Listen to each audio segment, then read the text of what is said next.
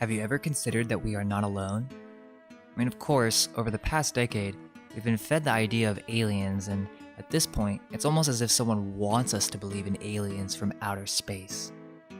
I've said this in other videos, we do not fully accept the whole ancient astronauts theory, as this perspective belongs to the Big Bang cosmology, or any one theory for that matter. We're just exploring ideas. In this video, we're going to cover the concept of non-human races from a more spiritual perspective.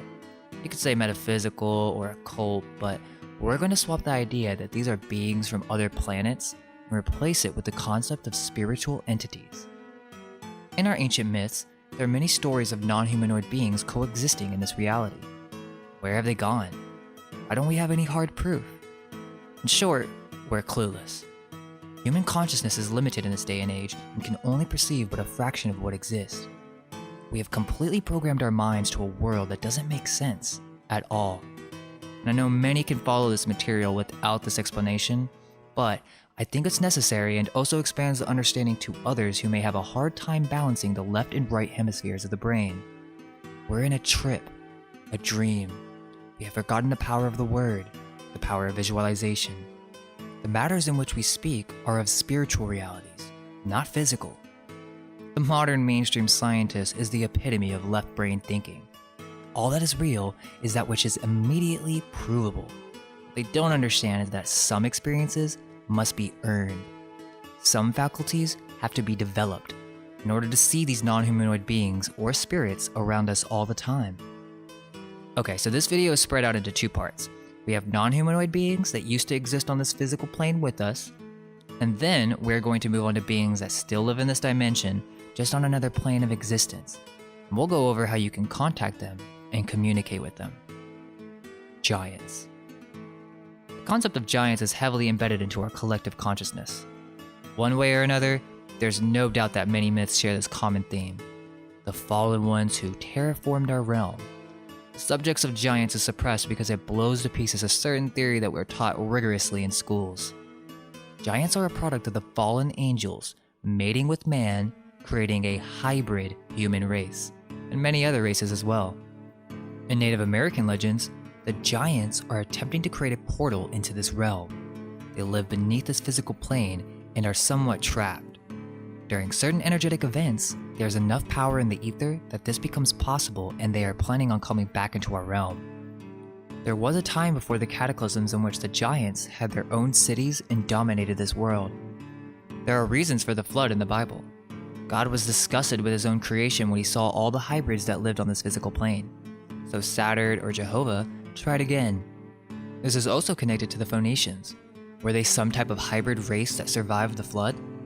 Is this why they so diligently worshipped Baal, the Black Sun, Saturn? These giants are spread out throughout the world. You have legends of black giants, red-haired giants, and many ancient Oriental legends speak of giants as well. Now, we're talking about the hybrid giants that remained after this great cataclysm, which probably wasn't that long ago. But there's also the Titans, which are the giants that terraformed our Earth, which led to the creation of mountains and strange rock formations around the world. These hybrids left their mark, and there are many cases throughout history where skeletal remains are found. Many who are atheists may discredit the Bible completely, but I find it interesting that there is a lot of biblical literature to support these claims. During this time, there were many advanced human races existing on this earth. This is the story of what we know as Atlantis. I know you guys remember that Spirit Science video where they covered Atlantis and Mars, where they said that a certain tribe was from another planet. Well, that's what I was trying to say with the Phoenicians to a certain degree, but I find this topic interesting because this special tribe believes that they're from another realm. Atlantis was the Golden Age, the Garden of Eden. The story is a symbol for us being embedded with a snake, a hybrid being. It also represents our fall into matter. After dark magicians took over the earth and cataclysms took place, human consciousness shifted into a lower field of perception. Here is what we can divide giants into: the Nephilim, or in other words, the Titans. Giants, as in the earlier stages of the human body as it shifted through the various ages. And then, giant hybrids. Evidence for giants, hybrids. We are left with the remains of many of these races of giant humans. There's even evidence to suggest that there were entire civilizations of giants. The Anakim were a race of giants that are described in the Bible. The Rephaim are another race of giants described by the Bible. Rephaim can mean inhabitants of the underworld as well. We take these references literally, but it may be that something else is going on here. The ancestors to the Phoenicians could have been giants, the ones who built all this architecture. These giant ancient human races, or what we know as the Atlanteans, they were much taller, and their ancestors, the Hyperboreans and Polarians, were even larger. The newer races become increasingly smaller. After all the different cataclysms, it's like we spawned and were confused to what's going on. All that remained were ruins, and also a few of the older races of giant humans survived the cataclysm.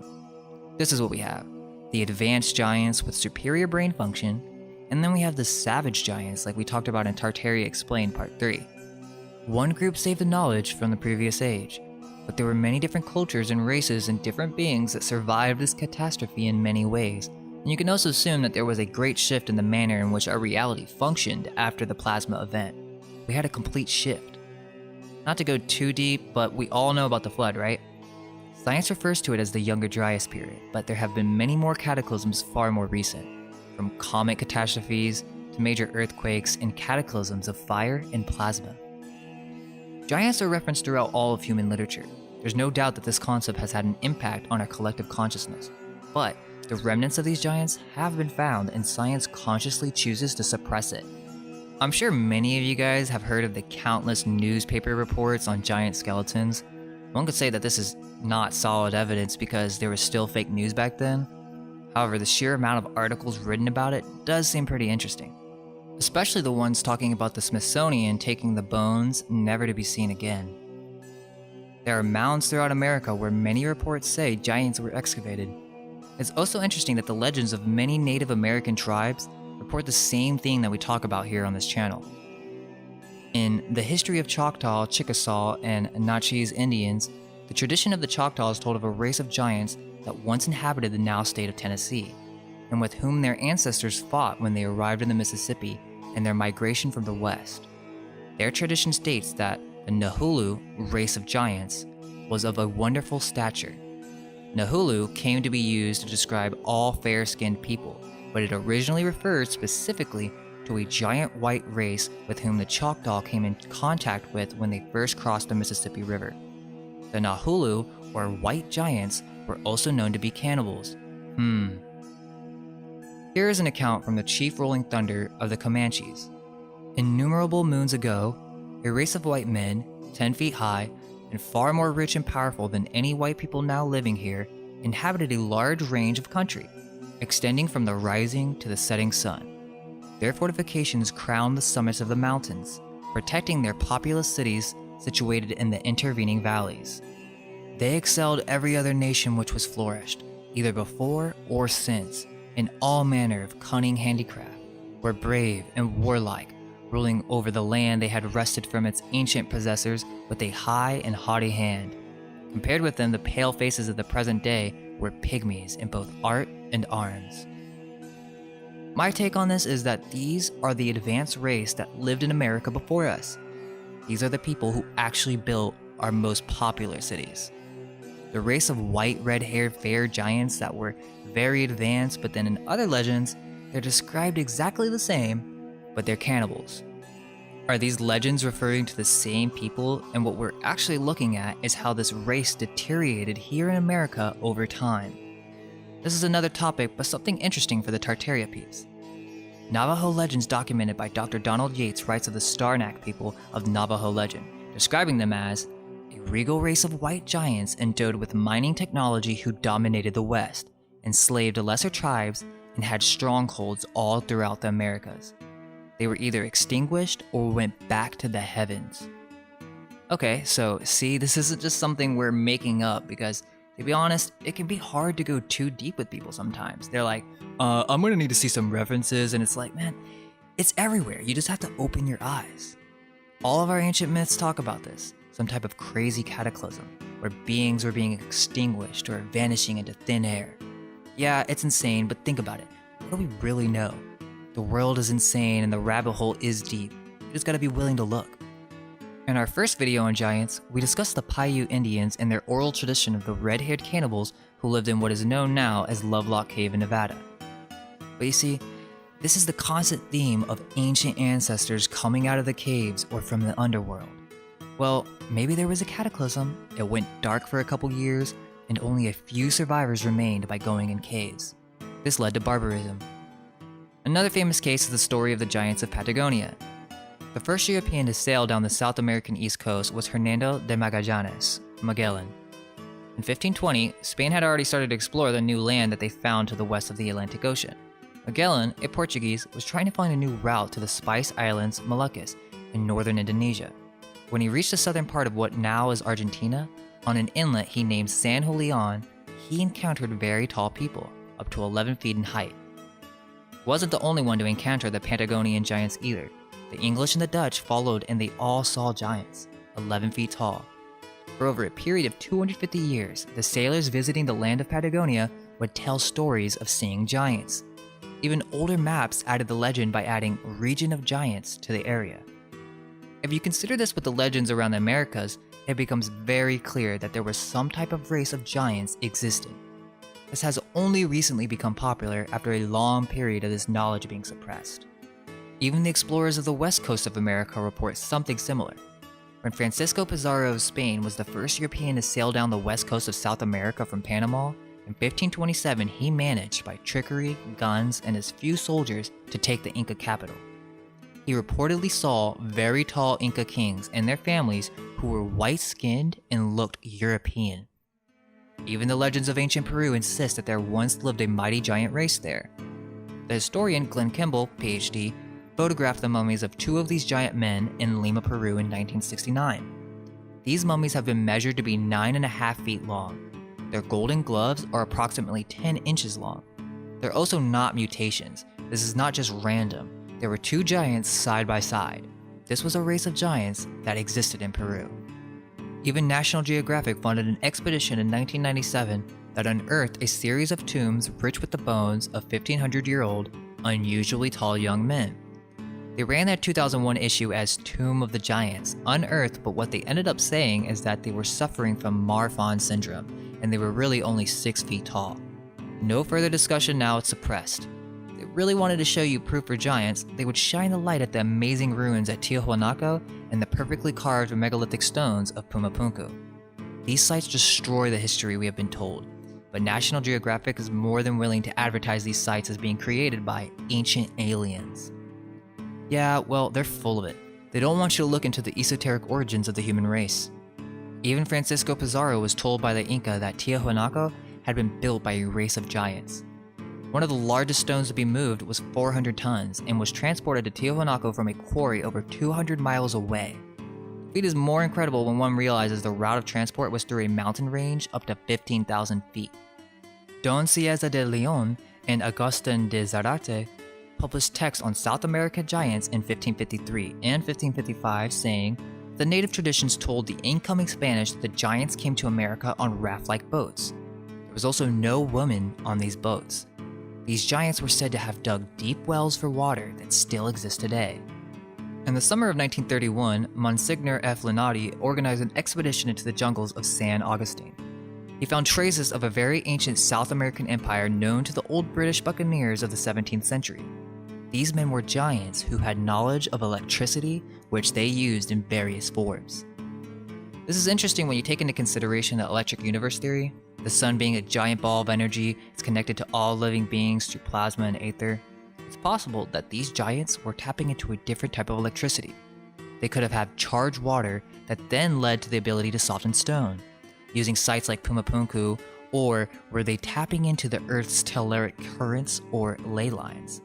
Maybe this is some human construction from an age ago where they were very technologically advanced. Maybe the Nazca lines have something to do with this as well, this old world grid. It's interesting legends say that giants come from the sky and built Pumapunku in one day, but these aren't aliens. I would say that it's a previous race of humans who were very advanced and were around 10 feet in height. No, I don't think they were hybrids. We are all hybrids. We all come from the Nephilim. The Nephilim created this realm. We are used to the typical aliens theory, or even fallen angels. But what does this all mean? They are the spiritual titans responsible for the creation of the physical world. They are invisible forces that we have lost the ability to see and experience as a collective. They have a physical manifestation. We call them planets. They are luminaries, the light and symbol for the power behind the result. Each king demon has its domain on each one of these planets. They each rule an army of lesser spirits and demons. It's kind of like a pyramid structure, where say, Saturn represents business, death, and all the attributes under him, like aging, mortgage, would be different demons in Saturn's army. It's like a trunk where the base is the main power and the branches are the different extensions and variations of that main base power. This is the Western approach. There are many other entities that have been given to these different powers, but the same concept applies. The Nephilim are a group of demons or metaphysical beings, usually with negative intentions, who resided in this chaos like a blank canvas, and one of them was like, hey, I'm God. We call this Lucifer, and all these other demons or archons, the other planets, were like, oh wow, okay. There was nothing else there. Reality was nothing, you could say. Now, this is just the womb that these beings were nesting in. I'm sure there are many other egg realities that we can experience, but for now, let's just keep it simple. So, they basically all follow Saturn and he creates this sub-realm. This is the material realm that we live in. It's a fallen state of light where death exists. This is the separation of the waters. We have a realm amidst the chaos. Now, this video is not going to go completely over the creation story. That'd be a good video though. But let's move along to understand more about this whole giants thing. The original man was larger than modern day humans. Saturn did not create us. There is a deeper power beyond the chaos that is wisdom and light. In short, Sophia tricked Saturn into creating the human being. What ended up happening is we had more power than the Nephilim. They lack emotion and creativity, for they deny the mother, and they grew jealous of our intelligence. They decided to alter our body, our brains, and we became like children and could no longer connect as easily with our inner selves. They only had so much power, for the Nephilim, or giants, reside inside of us. We must expand our view and remove the word I from our language. Ego is just a tool, it's not the true self. All they can do is trickery and deception. Now, these beings manifesting with physical bodies could come into our realm at some point. Whether that is changed or we just don't have the capabilities to see it is another matter. However, at one point, these beings altered the human body. They wanted to create a new human being, but this just resulted in a variety of crazy, insane hybrids. In the Bible, they say that these angels came down and mated with the women. It also hints towards them committing even more graphic crimes, such as mating with animals. So, we have to kind of get out of our head that these are just normal humans with wings. These are strange metaphysical beings that are willing to do whatever they can to manipulate and experience physical matter and its sensations. The subjects of hybrids in the Bible is interesting because if you're a Bible believer, then you kind of have to believe in hybrids. Jude chapter 1, verse 6 through 8. And the angels, which kept not their first state, but left their own habitation, he hath reserved in everlasting chains under darkness unto the judgment of the great day. So, the angels left heaven and came into the physical realm. The very next verse says, even as Sodom and Gomorrah and the cities about them in like manner, giving themselves over to fornication and going after strange flesh, are set forth for an example, suffering the vengeance of eternal fire. Verse 8, likewise also these filthy dreamers defile the flesh, despise dominion, and speak evil of dignities. And also, flesh is not just human, it means animal, so the Bible is saying that this flesh is strange or different. In 1 Corinthians chapter 15, verse 39, we can verify this. Quote, all flesh is not the same flesh, but there is one kind of flesh of men, another flesh of beasts, another of fishes, and another of birds.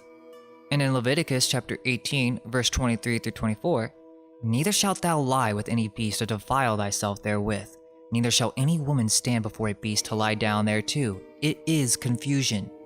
Confusion and strange are pretty similar in meaning. Verse 24, defile not ye yourself in any of these things, for in all these the nations are defiled, which I cast out before you. And then of course we have the famous Genesis 6 quote, The sons of God saw the daughters of men, that they were fair, and they took them wives of all which they chose. And the Lord said, My spirit shall now always strive with man, for that he also is flesh, man being referenced as flesh. Yet his days shall be 120 years. There were giants in the earth in those days, and also after that, when the sons of God came unto the daughters of men, and they bare children to them. The same became mighty men which were of old, men of renown. Okay, so if you still don't see the connection again, here's the reference to flesh and animals yet again. And God saw that the wickedness of man was great in the earth, and that every imagination of the thoughts of his heart was only evil continually. And it repented the Lord that he had made man on the earth, and it grieved him at his heart. And the Lord said, I will destroy man whom I created from the face of the earth, both man and beast and the creeping thing, and the fowls of the air, for it repenteth me that I have made them. So these hybrids were so bad that in the Bible, God was like, maybe I made a mistake and I need to destroy all the living animals. Yep, this resulted in satyrs, mermaids, giants, reptilians, and many more oddities that we have never even got to naming. If you're someone who is like, oh, well, the Bible's not really a great point, it's just a book. Look, that's a good point if you're 15 and someone's being super pushy about Jesus or something, but that's not what this is. We're talking about scripture. Once you look into these different topics, it becomes evident that a lot of the Bible is based on truth and holds hidden allegorical significance as well. Don't throw everything out just because you're an atheist or a self-proclaimed rational thinker. Once you can get past that, the scriptures that weren't included in the Bible make it even more clear to the truth that lies within these ancient texts. The Bible then says that the cataclysm came to get rid of these hybrid beings. Maybe they survived by going underground. This brings us to non-humanoid races. I first came across this when I was younger and with David Icke. I'm sure most of you already know who this is, but I separate myself from the whole alien races circles because I'm not of the opinion that these beings come from other terrestrial planets. That's just our modern attempt to merge science and our current cosmology with these esoteric truths. There are many non-humanoid beings, and sure, many legends talk about beings coming from the sky. But again, that doesn't mean planets, and it also doesn't mean they traveled through space to come visit Earth. The origins of these hybrid beings are esoteric in nature. Don't get me wrong, I'm sure there are some exceptions. Maybe Dogman is some type of experiment. But I do not think all non-humanoid beings from encounters and legends are some genetic experiment. There's something else going on here. Also, notice how many of these encounters with Dogman and Skinwalkers are somewhat spiritual in nature. These experiences don't abide by physical laws. Same for alien abductions. They're very reminiscent of OBEs in the dream realm. You could keep saying this connection with all the other alien races as well. I remember when I first learned about all this stuff, Bashar was one of my first rabbit holes that I felt very attracted to. He would talk about these beings in the universe like mantids, the Nordic aliens, the reptilians, and all sorts of fascinating stuff. I even remember these feline beings as well, but this was all from a sci-fi perspective of the universe. Tell me why all these beings are advanced in consciousness. Why do most of these races have some type of spiritual advancement over us? Bashar would say that he was channeling a future him, and this future him was quasi-physical in nature, or some type of light being. Again, we're beginning to merge with spiritual realities again. If I could elaborate, instead of them being from some terrestrial planet in the random infinite universe, they are beings that exist in the infinite potential of the God mind. This isn't really simple to explain, but simple in nature. There are many realities of mind, but one earth, one physical realm, as above, so below. A smaller God inside of a bigger God. Within this mechanism, all potential exists. So don't get me wrong, I'm all for parallel realities. I'm sure there are many different versions of Earth that we could experience, maybe through different lifetimes or whatever. Look, the best way to see this is the world revolves around you. The whole aliens from outer space theory, it takes away from that. It takes away from the universe revolving around your being. Hence, these beings are actually from higher realms, from a time before we were physical, like the myths of the Greeks and Egyptians. There may have been a time before the cataclysms that the Earth was quasi-physical, or some type of astral realm. These are the beginnings of the physical world, because we seem to think of everything in terms of reproduction instead of reflection. The mating is an allegory for these spiritual forces manifesting into these different God-created beings. If you know about Gnostic literature, Saturn had thought he created the original man, but it was lifeless. He was not the one to give it fire. Thus, the creation of all of God's original beings were not of the Archons. They decided to go down and somewhat take over this body. They came into the body of the original man, and remember, we're talking about spiritual realities, so came into doesn't really explain what I'm talking about, but basically, in order to have control of man, they made a new man that was forced to be in alignment with the principle of each of these forces. These forces, or Archons, or Nephilim, each manifested into a different body part, an aspect of the mind and personality. This is what the zodiac is, the whole idea of destiny. Why do you think they have myths about the gods? It's the same in every culture. They're connected to the planets. What's the connection? Well, Zeus and the others are a metaphor for the secret esoteric teachings of the history of consciousness. It slowly became more grossly material. The result of experimentation from the gods on primal man and beast resulted in almost every possible combination you can imagine. What are you imagining when you imagine it? This could be one of the main reasons that the cataclysm came, but that's not to say that they still don't exist. There are many legends that tell of underground cities and beings. It's very possible that many beings just went to the underground realm. Hell, the plane below, where they stay imprisoned. This is because before the cataclysm, there was a different sun, Saturn. Then after the event, we got a new sun, which many of these beings cannot exist under. They are attempting to come through a portal in which once again, they will exist on this material plane.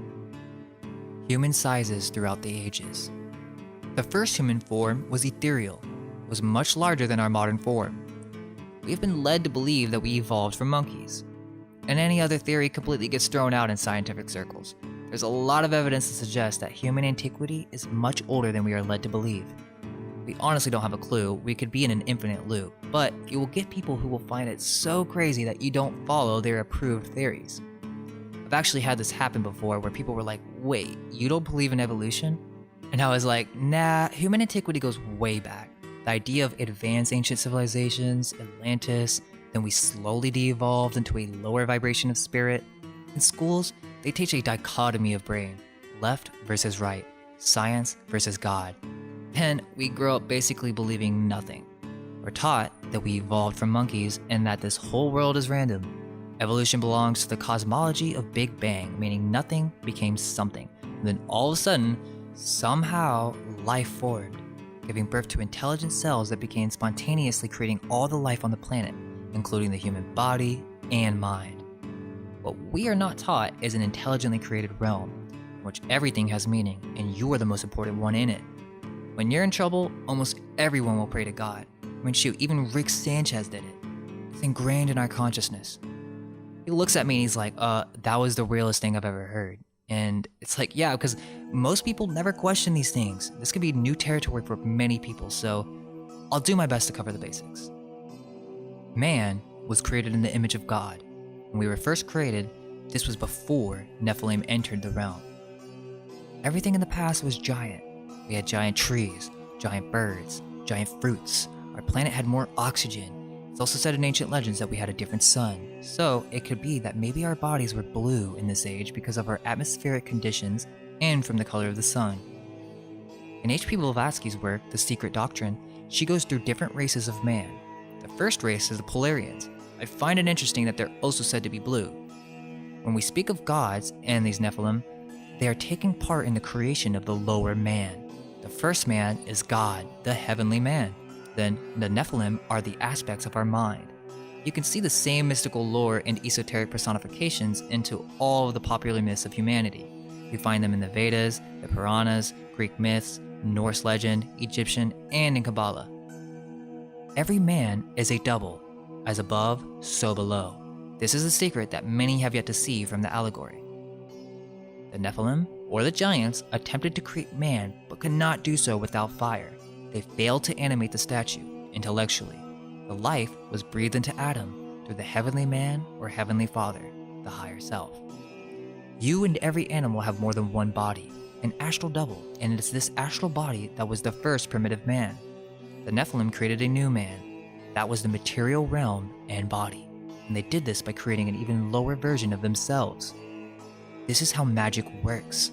That's why it's an esoteric secret, and they teach this as literal giants. Your higher self is God, or in other words, divine intelligence, literally, and the Nephilim are beings that belong to your higher self. Don't get confused with what I'm saying, you have to consider many different things. This is what imagination or intuition or channeling is. You're forming a communication with your higher self. This is also why Jesus had more power than the archons.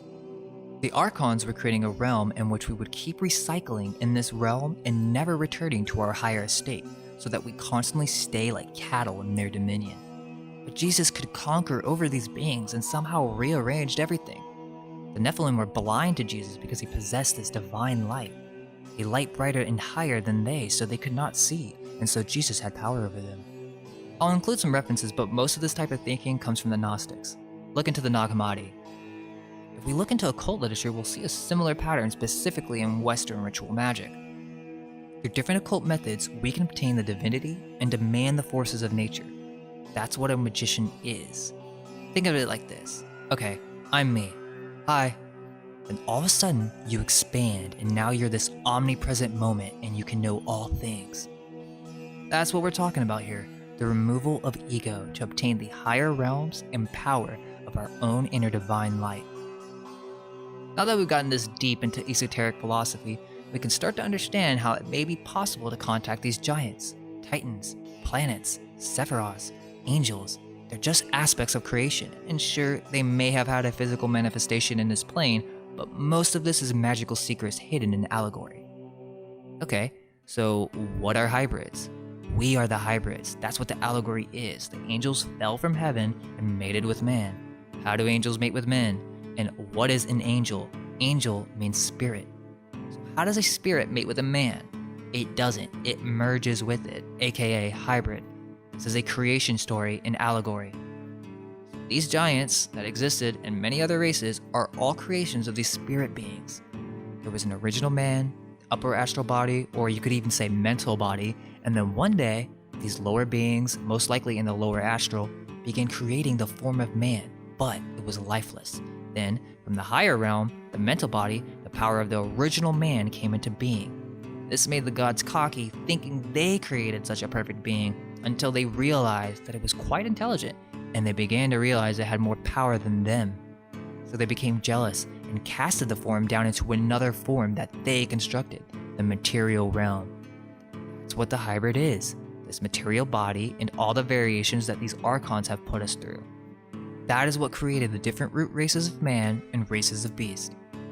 This also has to do with an understanding of spirit, the concept of multiple bodies, and parallel realms. Now that we can see it from a different perspective, we can start to understand that if giants did exist, then that would blow evolution out of the water. So what other theory are we left with? We must have slowly de-evolved. I want to give a shout out to Kern Gallowglass. He sent me an email asking a bunch of great questions, and it was so good that I was like, it would just be better to make a video and kind of like lay it all out. So I really appreciate you taking the time to email and ask me all your questions. I mean, it really does make a difference. And what I'd like to do is, I think at the end of each video, I want to give a shout out to like my favorite comment or an email that I find very inspiring, or I just want to start, giving you guys more light, because a lot of the times you guys are really influencing how these videos are made. So I really appreciate all the comments, appreciate all the support, and it's just been really great. So I really appreciate it. But yeah, that'll be all for this video. We have much more we could say, so follow us on our journey as we continue to be more curious. May our minds be unveiled. Let go of everything you think to be true. Relax the mind and ask the question, do I truly understand what this reality is?